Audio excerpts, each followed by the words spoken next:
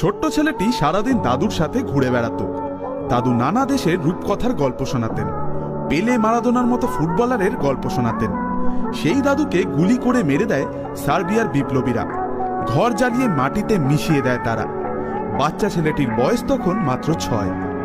শান্ত দেখতে, কথা কম বলা ওই ছেলেটাই মেসি রোনাল্ডোকে হারিয়ে ইতিমধ্যেই জিতে নিয়েছে ব্যালন ডিওর।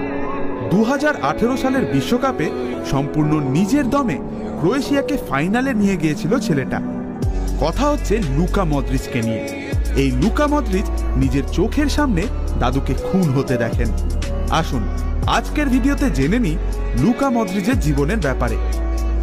1985 সালে ক্রোয়েশিয়ায় জন্ম হয় লুকা মদ্রিচের। সেই সময় তার দেশে চলছে প্রাণঘাতী যুদ্ধ। লুকার দাদু ক্রোয়েশিয়াকে একটি স্বাধীন দেশ হিসাবে দেখতে চাইতেন।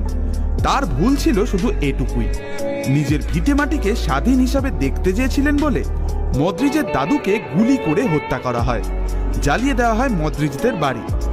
এরপর টানা 7 বছর ক্রোয়েশিয়ার বিভিন্ন জায়গায় লুকিয়ে লুকিয়ে থাকত মদ্রিচের পরিবার। অবশেষে নিজের পরিবারের প্রাণ বাঁচাতে লুকা মদ্রিচের বাবা যোগ দেন ক্রোয়েশিয়া সেনাবাহিনীতে। প্রিয় দাদু মারা গেছে চোখে